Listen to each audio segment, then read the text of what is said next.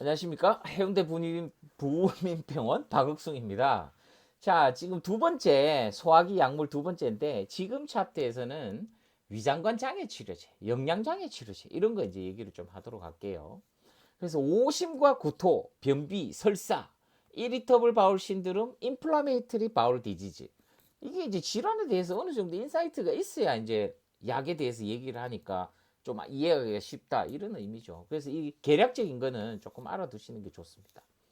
자, 병원에서 오심부터 아이고 속이 메스꺼려요. 구토를 합니다. 항구토제 선택해야 되겠죠. 아, 메스꺼 이런 사람 많습니다. 술만 많이 먹어도 뭐 고주망태가 돼서 병원에 오면 막 꾸역꾸역 토하고 이렇게 되잖아요. 그죠?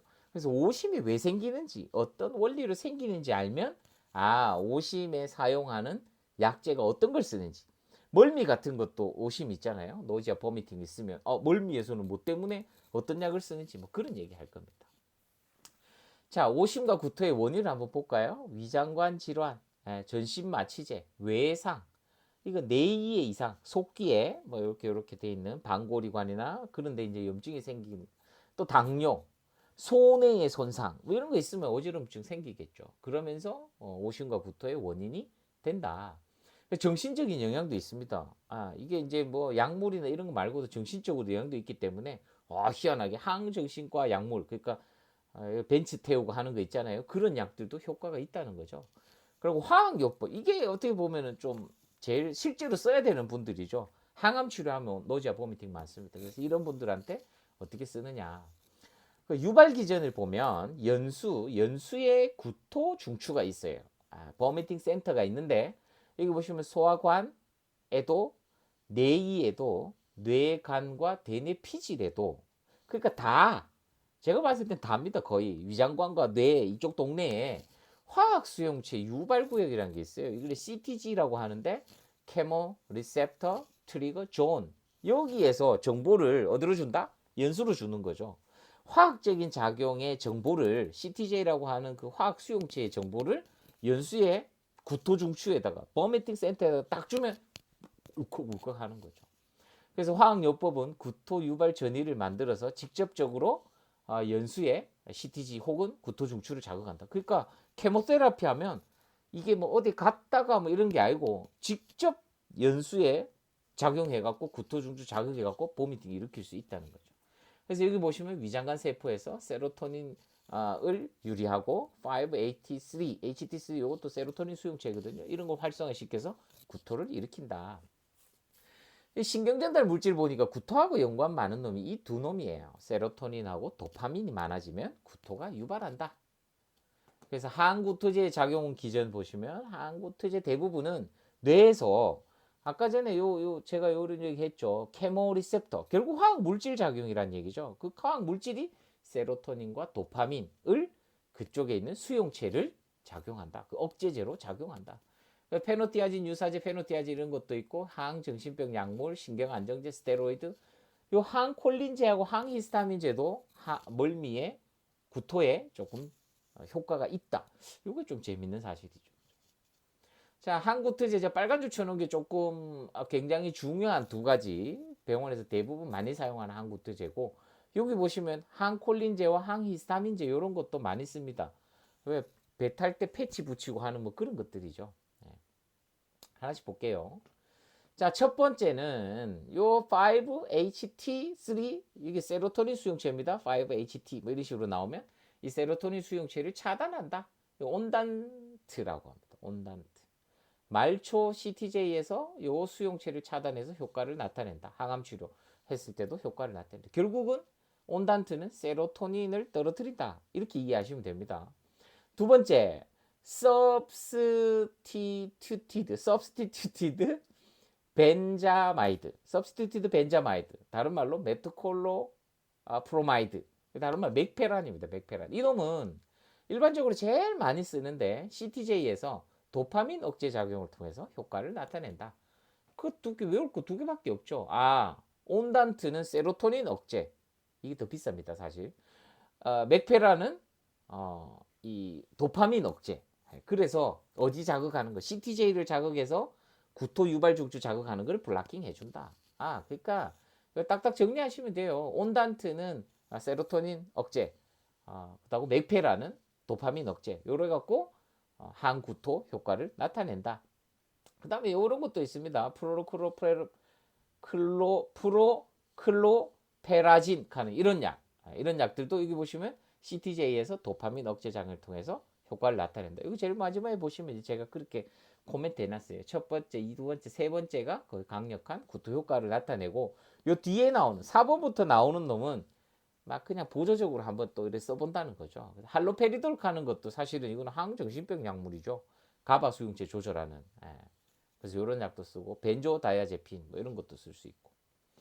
그다음에 스테로이드, 강력한 항염증제인데도 단기간 병용 투여로 오심구토 문제에 있어서 사용할 수가 있다. 여러분들 기억날지 모르겠지만 항암 치료제에 제가 개인적으로 적어놨던 오더지, 그거 한번 찾아보세요. 그거 강의 한번 디벼보면 항암제하고 항상 스테로이드 약물들이 들어있다는 거죠. 온단트도 분명히 한번 찾아보면 있을 거고 그렇습니다. 그 다음에 요게 재밌는 사실들입니다. 항콜린제와 항히스타민제, 스코폴라민, 그리고 디멘하이드레이트, 그 다음에 메클리진. 요 뒤에 있는 두 개는 이건 항히스타민제입니다. 앞에 있는 놈은 항콜린제죠. 그래서 스코폴라민카는 항콜린제는 보통 패치 형태입니다. 항콜린제는 아세틸콜린을 떨어뜨린다. 그죠? 그래서 그런 효과로 노지아 보미팅 효과를 일으킬 수 있고, 항히스타민제도 뭐 심한 졸음이 나타날 수 있지만 이런 역할도 오심에 효과가 있다는 거죠. 기타 이거 한번 쭉 읽어보시면 됩니다. 아이고 구토 안 하려고 말이 하나 할 수는 없잖아요, 그죠? 그래서 앞에 것까지 해서 항구토제가 온단트, 세로토닌, 맥페란, 도파민, 플로크로페라진, 이건 도파민 관련된 거. 그 다음에 스테로이드 쓸 수 있구나, 벤조다이아제핀 벤츠 태울 수 있구나, 할로페리돌 쓸 수 있구나, 항콜린제 스콜로 그 붙이는 패치 이런 거 쓸 수 있구나, 항히스타민제도 쓸 수가 있구나. 그래서 굉장히 그 벌티고가 있고 어지럼증 있는 사람들한테도 병원에서 일상적으로 많이 써보는 그런 약제들입니다. 이제 뭐 노지아 보미팅 뭐 이 정도 해놓으면 뭐 어떤 약 쓰면 이래 노지아 보미팅 이래 돌아가니까 이런 약 씁니다. 이 정도까지 좀 알아주면 제일 이제 제가 뿌듯하겠죠. 구토 유발하는 것도 있으니까 이건 한번 읽어만 보시면 되고요. 요약 정리해놨으니까 다시 한번 확인해 보시면 됩니다. 자, 변비와 완화제가 있는데요. 변비는 사실은 제가 병약할 때 그런 얘기를 많이 했습니다. 신호가 오면 싸라. 그래야 변비가 걸리지 않는다. 정의는 3, 4일에 한 번씩 배변의 횟수가 작고 배변 행위가 힘든 경우다. 원인은 뭐 여러 가지 있죠. 정신질환, 중추신경계 이상, 기질적인 질환, 여러 가지 이런 것들 실제적으로 원인이 명확하면 해결을 해주면 되는데, 이 제가 볼 때는 전신질환이 뭐 생활 습관이라든지 약간 이런 것도 영향이 있죠. 그 회사 일하고 있는데 갑자기 잠깐 자리를 왜 똥이 마려워서 이런 얘기 하기 어렵단 말이에요.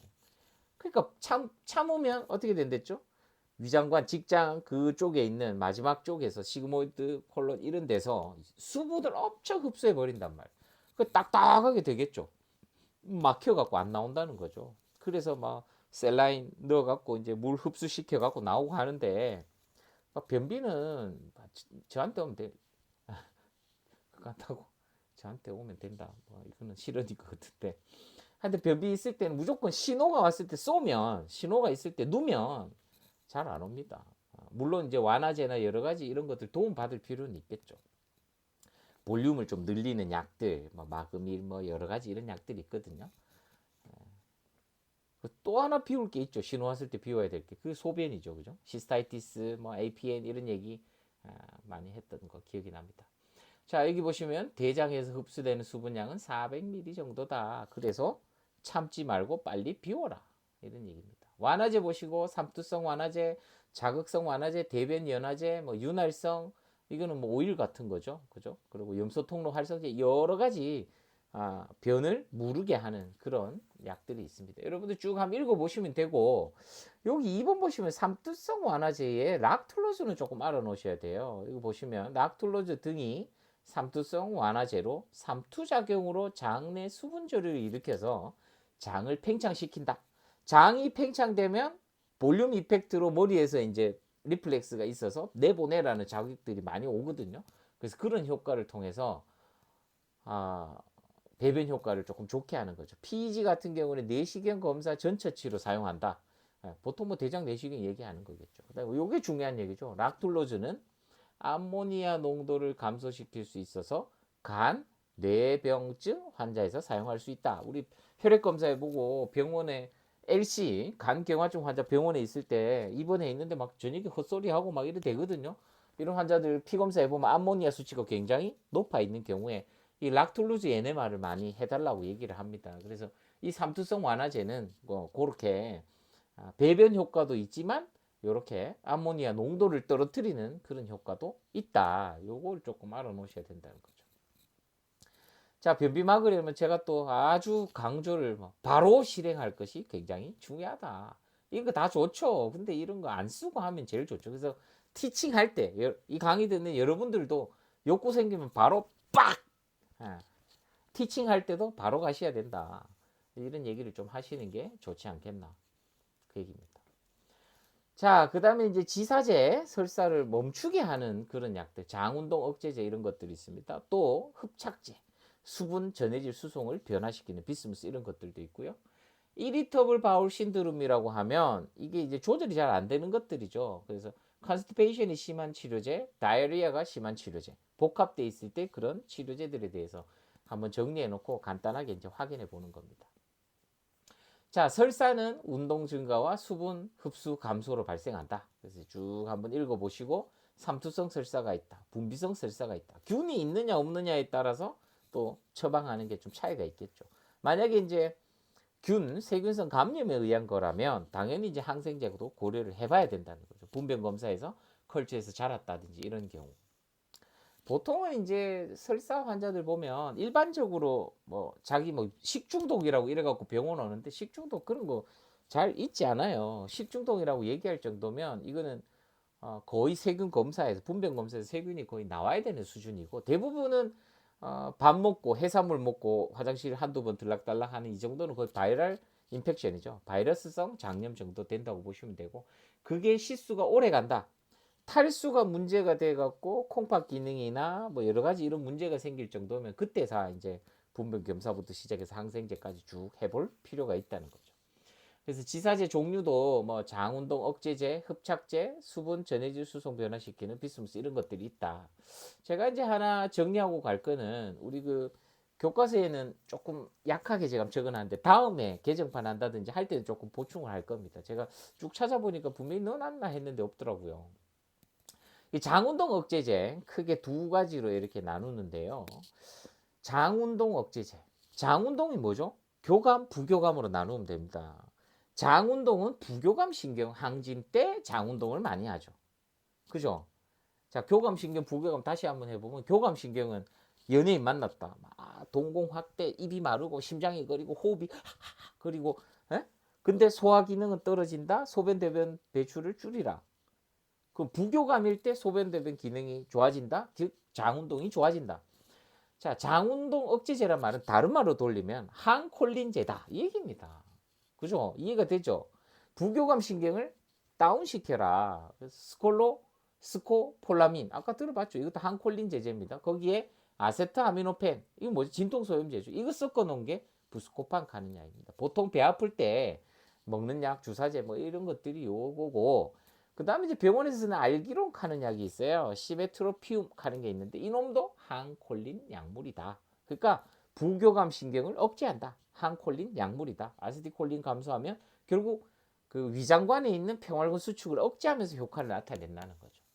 또 하나 있는데 또 하나는 티로파 하는 약이 있어요. 티로파마이드 하는 약이 있는데 이놈은 우리 평활근도 근육 수축이잖아요. 똑같이 뼈대 근육, 평활근 근육, 그 다음에 심장 근육 이렇게 세 개로 나눴을 때 이 위장관의 평활근 칼슘도 이온이 왔다 갔다 하거든요. 그런 상황에 요 티로파라고 하는 티로파마이드라는 약은 평활근의 위장관 평활근의 칼슘 이온의 재흡수를 많이 해버린다. 그러면 운동이 억제된다. 이 얘기입니다.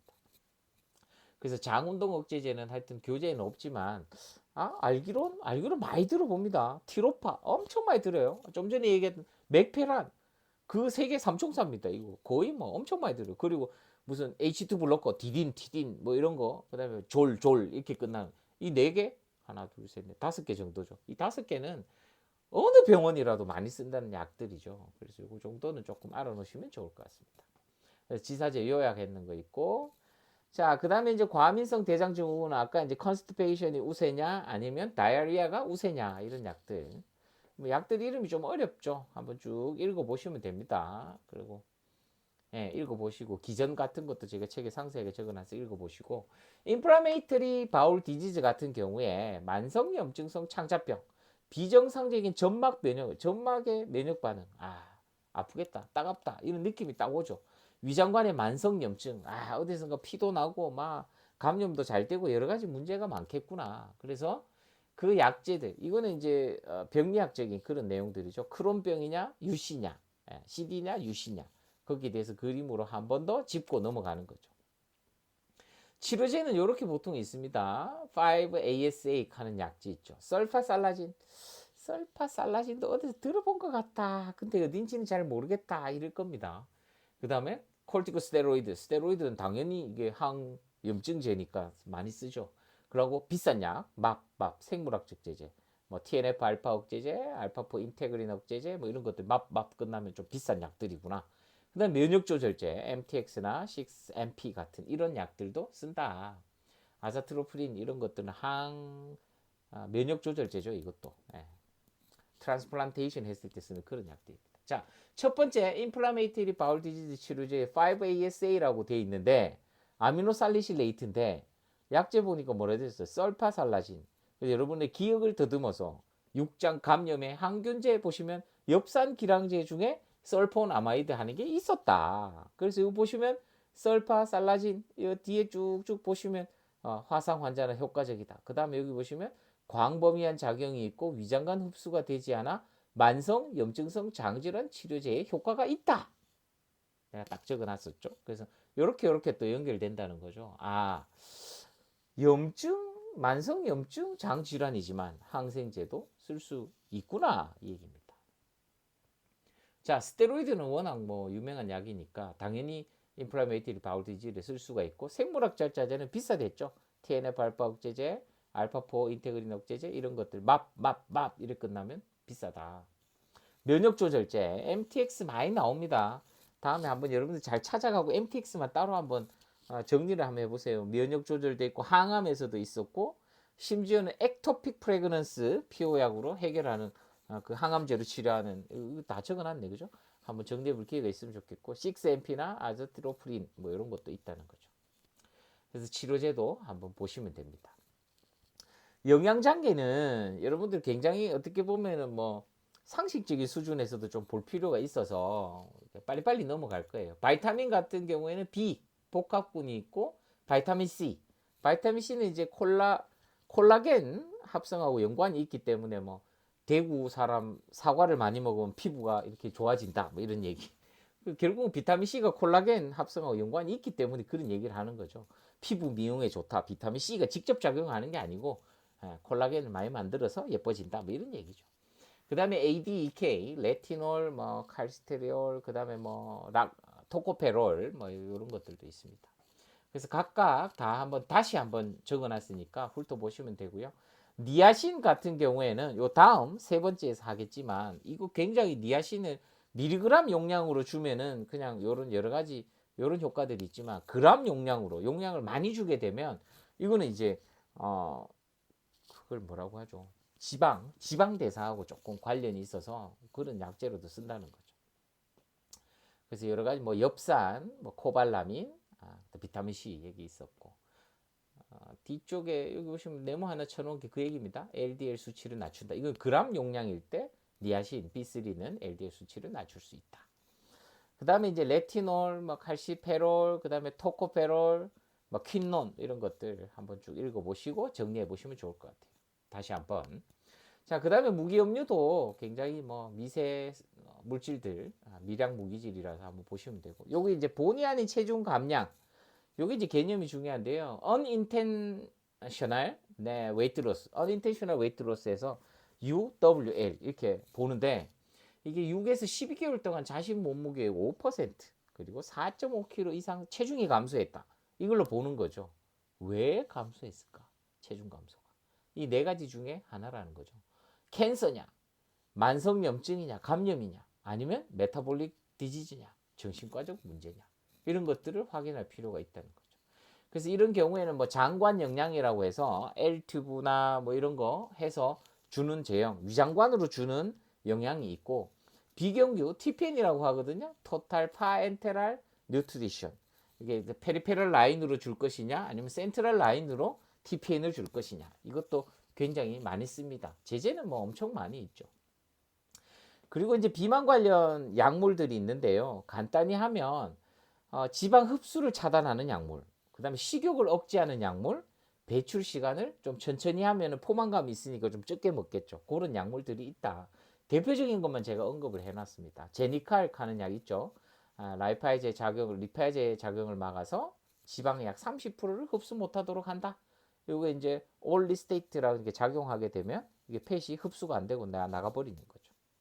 그다음에 식욕 억제제는 펜터민 하는 약이 있습니다. 이게 이제 뇌에 시상하부에 영향을 주어서 식욕이 떨어지는데 좀 입이 말라요.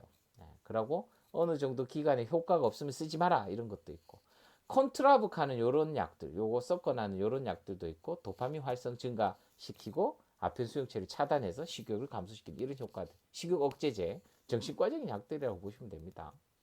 그리고 외 배출 시간, 위의 배출 시간을 지연하는 삭센닥 하는 게 있는데, GLP-1 아고니스트 이런 것들 사실은 당뇨약으로 만들었는데, 어이구 이거 부작용으로 살이 빠지네? 그래 보니까 이렇게 주사제로 만들어 갖고 쓰는데, 요것도 여기 보시면 16주간 투여해도 체중 감량이 없으면 효과가 없다라고 판단해라는 거죠. 그래서 비만 관련 약물도 이렇게 요약을 해놔서 마치도록 하고, 제일 마지막 시간에 지질 치료 장애 하고 처음부터 끝까지 소화기 약물 전체적으로 정리하도록 하겠습니다. 감사합니다.